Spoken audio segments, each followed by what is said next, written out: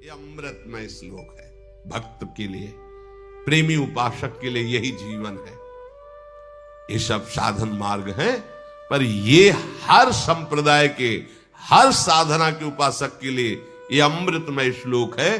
भगवान इस श्लोक में बोले हैं सुलभा, मैं बहुत सुलभता से उसको प्राप्त हो जाता हूं।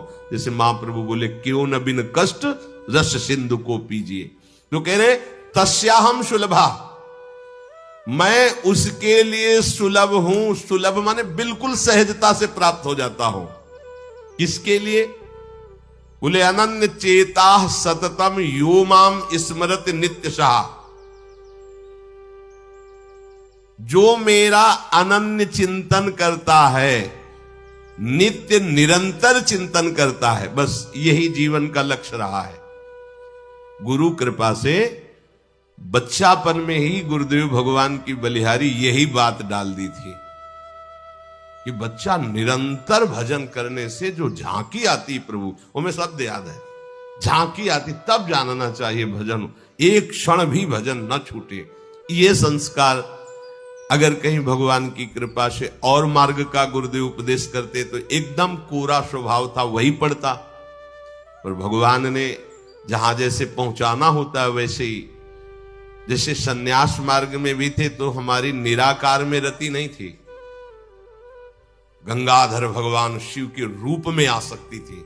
अब हमें पता चला कि क्यों नहीं होने दी निराकार में, क्योंकि रूप में ही लाना था उनको कृपा करके, इसलिए निराकार में आसक्ति नहीं होने दी। फिर उनका सारा पहले विधान होता है। गुरुदेव भगवान ने ये पिताश्री से कहा, पिताजी आए और कहा कि ये लड़का बाबा बनना चाहता है स्वामी जी। वो आते जाते थे घर में, तो सैमशी में उस समय स्वामी जी विराजमान, तो उनका पाणे छोड़ जाओ, एक हफ्ता बाद ये घर भाग जाएगा, या फिर हम एक हफ्ता बाद मंत्र दे देंगे, तब जान लेना कि साधु बनी ही जाएगा। तो स्वामी जी जैसी आपकी इच्छा छोड़ के गए। एक हफ्ते जो है गुरुदेव भगवान ईंट ढोवाना, झाड़ू लगवाना, बड़े कार्य करवाना, और जैसे पेड़ा आदि आते सबको बांटते, हमें एक भी पेड़ा नहीं देते। शाम के एक बार भोजन की अनुमति पाल, 7 दिन तक चुपचाप शेष। फिर कहा अच्छा कल गंगा नहा के आ जाना, मंत्र दे देंगे। ठीक है, सुबह गए स्नान करके तो पंचाक्षरी मंत्र दिया, मंत्र दे के कुटिया में गए, फिर उठ के आए, बोले सुनो आओ एक बात कहनी। बैठे, बोले 12 मंत्र भी ले लो। तुम कहा जपेंगे कौन? बोले पहले तुम ये जपना, लेकिन ये रखे रहो, आगे काम आएगा। हमारी समझ में नहीं आ रहा था कि मतलब मंत्र 2 क्यों दे रहे हैं। ये पहले से भूमिका तैयार थी वृंदावन की, हमें पता नहीं था। 12 मंत्र भगवान श्री कृष्ण का, पंचाक्षरी मंत्र सबसे पहले दिया। बाद में पता चला कि ये बीज तो गुरुदेव ने ही पहले बो दिया था कि जिस मार्ग से घूम के जाना है। वो कह रहे थे कि बाद में तुम्हें पता चलेगा। वो बाल्यावस्था थी, मेरी मति गति वहां तक पहुंच नहीं रही थी। और जपे हम पहला ही, जपे पहला ही, बाद में जब भगवान शंकर ने इधर, तब हम मुझे समझ में आया कि बीज तो गुरुदेव भगवान ही अंदर से बो दिए थे पहले ही।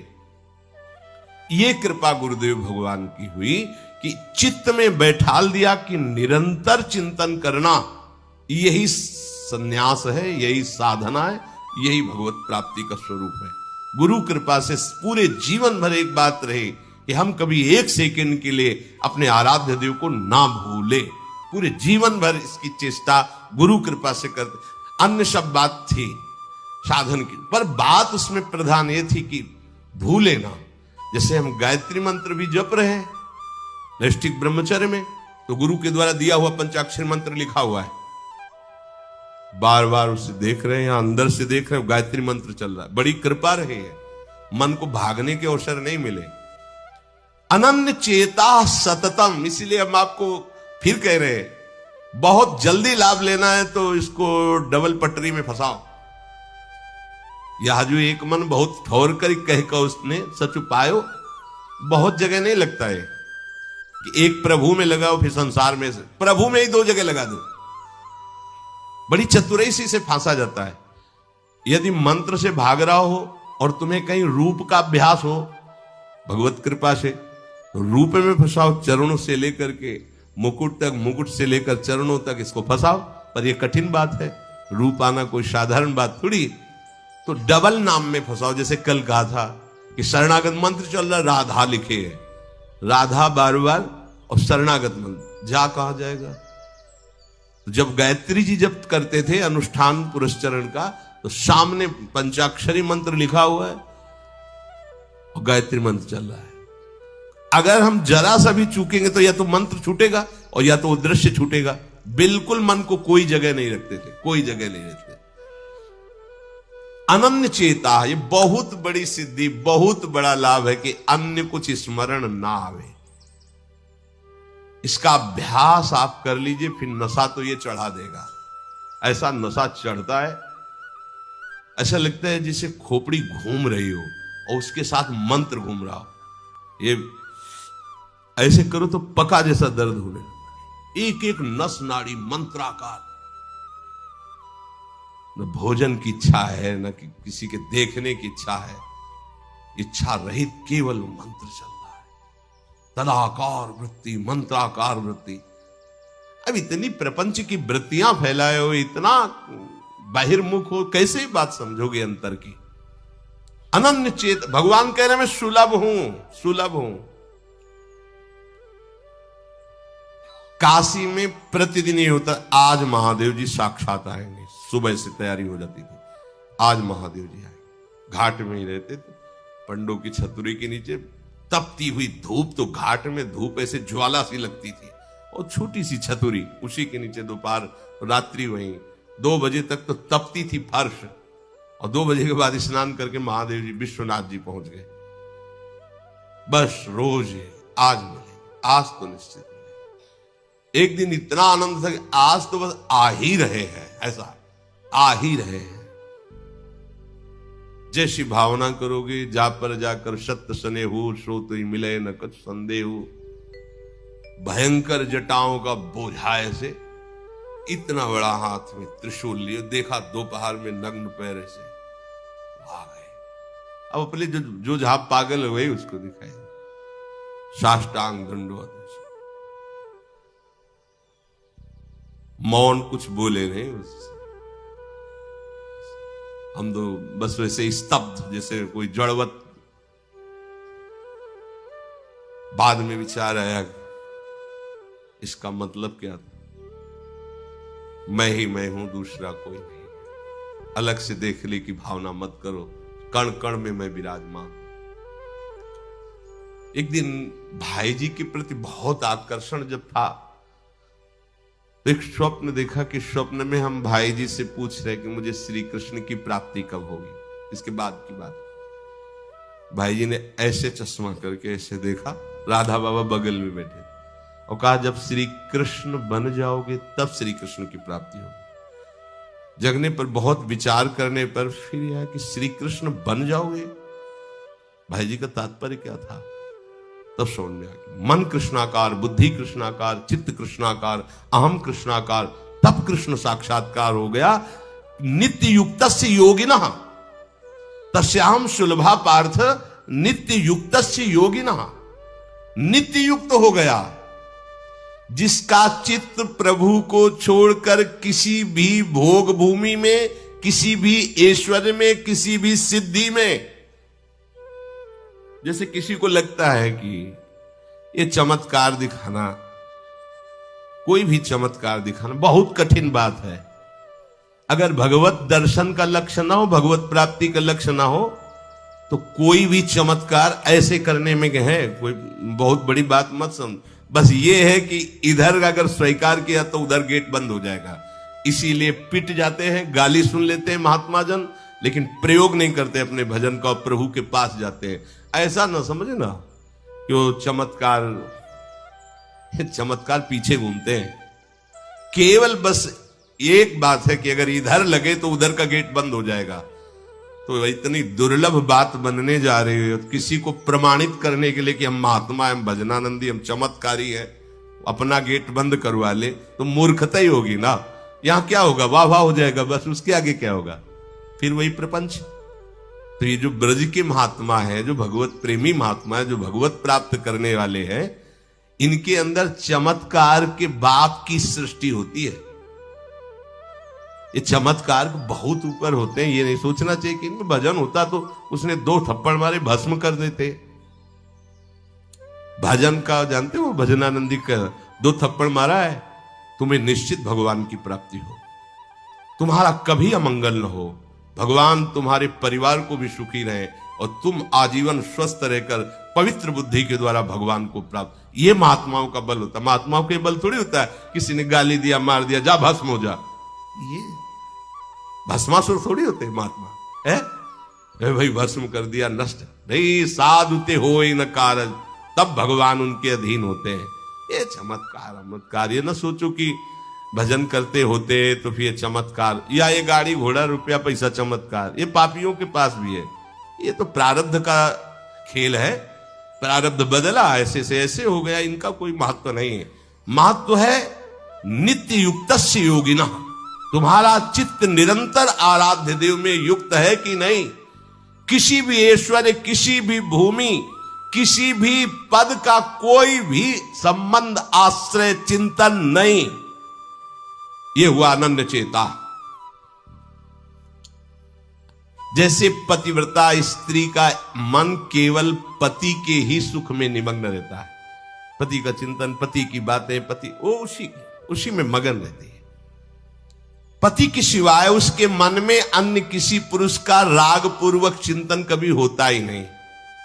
जैसे शिष्य का गुरु के सिवाय कहीं चिंतन नहीं होता, पतिव्रता पत्नी का मन, प्राण, तन सब पति के ही सेवा में, चिंतन में, मनन में। जैसे शिष्य का गुरु के ही तन, उनकी सेवा में मन, उनके आज्ञा के पालन करने में एक एक चेष्टा गुरु की प्रसन्नता के लिए, कोई दूसरा इष्ट शिष्य का होता ही नहीं है। शिष्य का कोई दूसरा इष्ट नहीं होता। ऐसे शिष्य को अपने गुरुदेव में ही भगवान का साक्षात्कार हो जाता है, क्योंकि पर्दा हटा तो देख लिया कि प्रिया प्रीतम मुस्कुराते हुए बैठे। श्री भट्ट देवाचार्य जी के पास जब हरिव्यास देवाचार्य जी आए तो कहा, भगवान हम शिष्य बनना चाहते हैं। तो उनका, तुम्हें हमारी गोद में कुछ दिखाई दे रहा है? तो कहा, ऐसा में कुछ तो नहीं दिखाई दे रहा है। तो उनका, फिर अभी तुम जाओ गिरिराज जी की 12 वर्ष परिक्रमा करो, राधे राधे बोलो 12 वर्ष। ऐसा ही किया। 12 वर्ष बाद फिर आए, अब कुछ दिखाई दे रहा है? बोले भगवान कुछ नहीं दिखाई दे रहा। बोले जाओ फिर 12 वर्ष करो।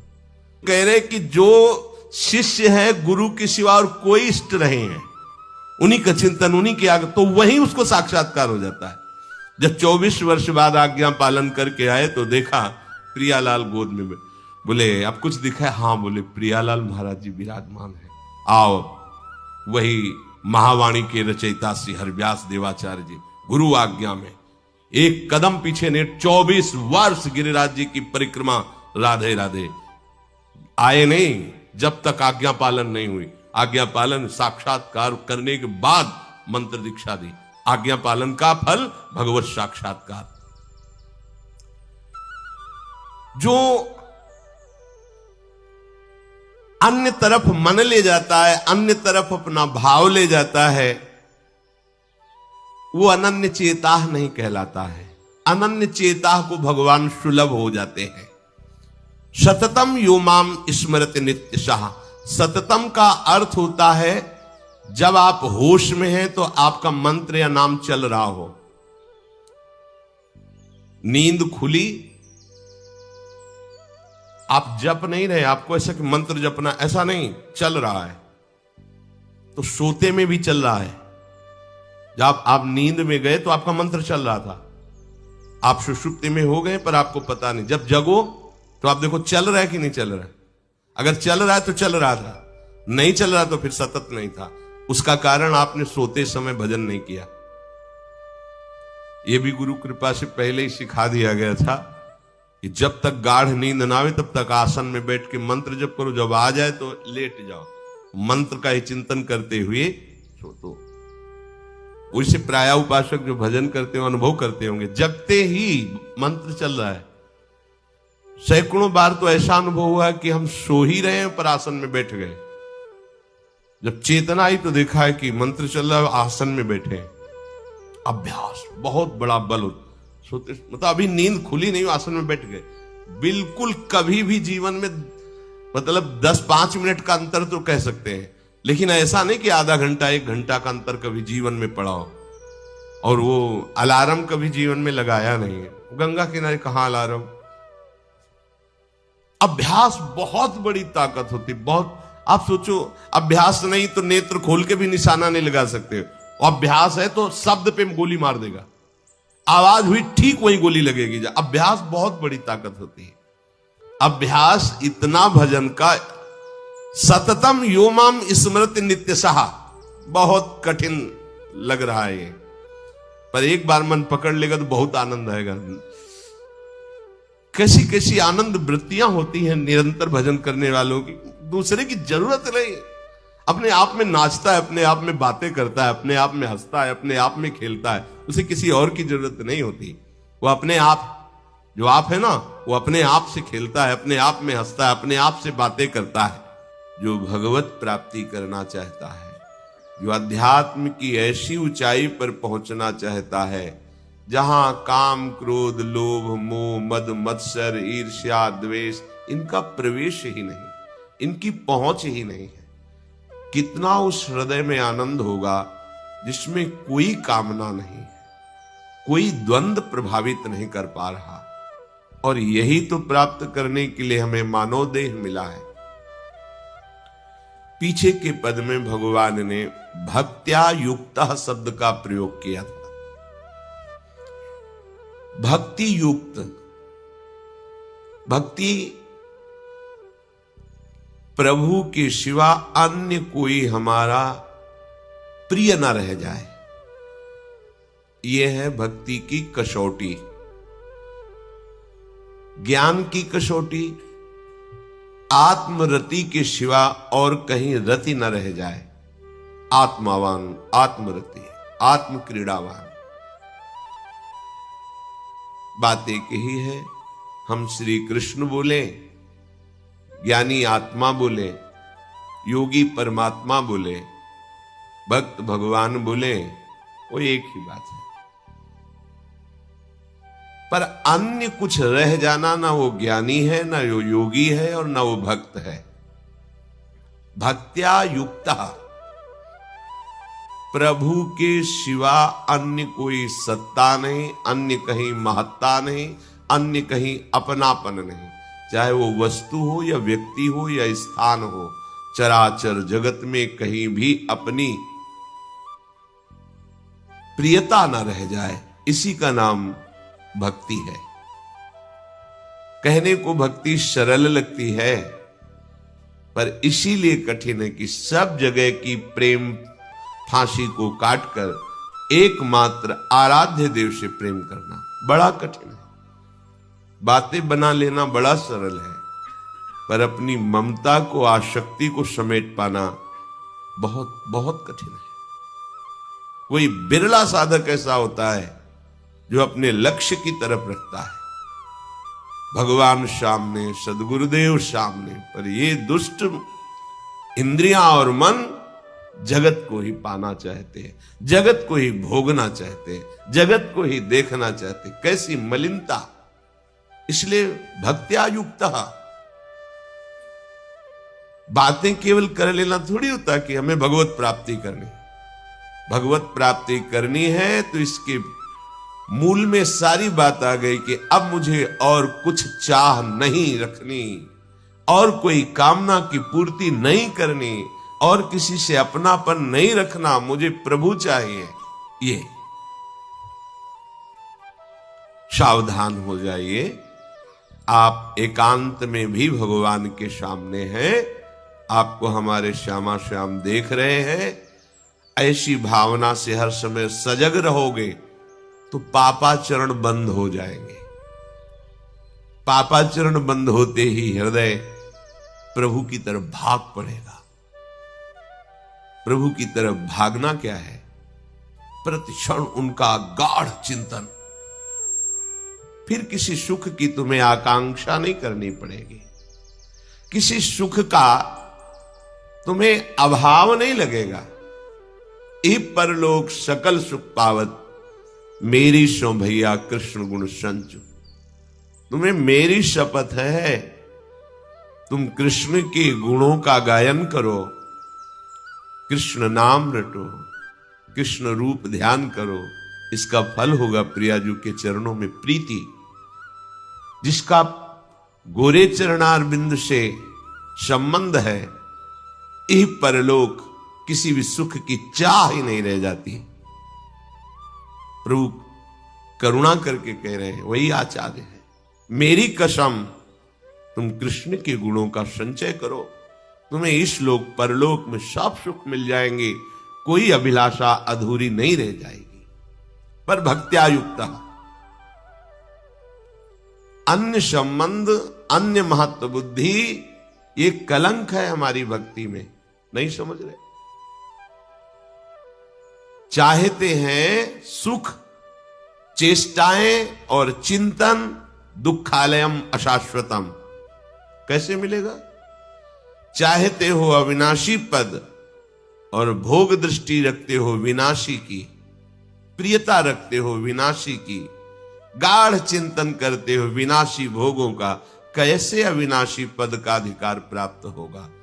अरे तुम्हारा स्वरूप ही अविनाशी है। विस्मृत होकर भोगों में लगने से ही ये तुम्हारी दुर्दशा हुई है। भक्त्या युक्ता, अपने हृदय को भक्ति से युक्त करो। आराध्य देव की शिवा और कहीं चिंतन न जाए। अभ्यास योग युक्तेनो चेतसा नान्यगामिना। स्पष्ट कह रहे हैं प्रभु, परमं पुरुषम दिव्यम याति पार्थान चिंते। निश्चित परम पुरुष दिव्य, उस परमात्मा की तुम्हें अनुभूति होगी, उसका साक्षात्कार हो जाएगा। वीडियो अच्छी लगी हो तो कमेंट में राधे राधे लिखें, महाराज जी के चरणों में नमन करें। पूरी वीडियो देखने के लिए महाराज जी के ऑफिशियल चैनल पर विजिट करें। धन्यवाद।